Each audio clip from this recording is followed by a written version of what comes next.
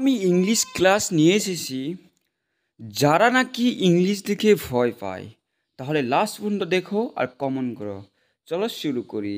কারোর সাথে পরিচিত হলে তখন কি বলবে? বলবে hello, nice to meet you. কাউকে যদি উৎসাহ দিতে হয় তখন তোমরা কি বলবে? তখন বলবে গুড জব, বা বলতে পারো ওয়েল ডান, যার অর্থ হবে সাব্বাস। কারো কথা বুঝতে পারলে, কারো কথা যখন তোমরা বুঝতে পারবে তখন কি বলবে? তখন বলবে সি বা আই আন্ডারস্ট্যান্ড, বা অন্যরকমও বলতে পারো আই গট ইট। কারো কথা বুঝতে না পারলে তখন কি বলবে? কারো কথা যখন বুঝতে পারবে না তখন সিম্পলি বলবে সরি, সরি। গভীরভাবে দুঃখ প্রকাশ করতে তখন কি বলবে? যখন আমরা দুঃখে পড়ি তখন আমরা কি বলবো? তখন বলবো আই অ্যাম এক্সট্রিমলি সরি বা আই রিগ্রেট। কাউকে অভিনন্দন জানাতে, যেরকম কেউ চাকরি পেলে, কেউ কিংবা রেজাল্ট ভালো করলে তখন কি বলবে? তখন বলবে বেস্ট উইশেস, বেস্ট উইশেস, যার অর্থ হয় শুভ কামনা। কাউকে ধন্যবাদ জানাতে, কেউ আপনাকে উপকার করলো, তাকে ধন্যবাদ জানাতে আপনি কি বলবেন? তখন আপনি বলবেন I am grateful to you. কেউ কুশল জিজ্ঞাসা করলে তখন কি বলবেন?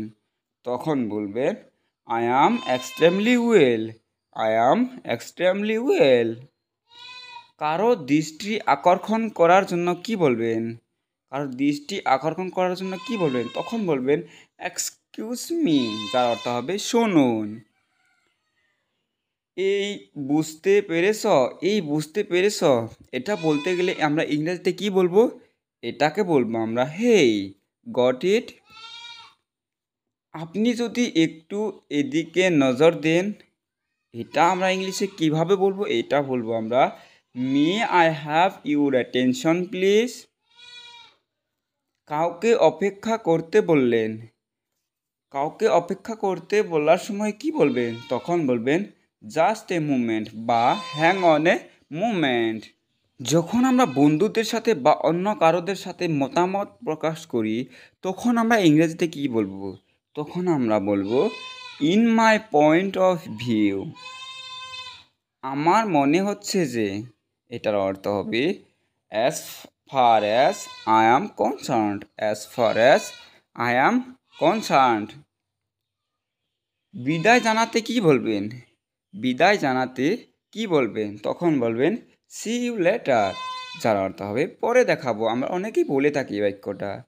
কারো নাম জানতে, কোনো বন্ধুদের সাথে অন্য কেউ থাকলে তার নাম জানতে হলে কিভাবে বলবেন? তখন বলবেন can I have your name.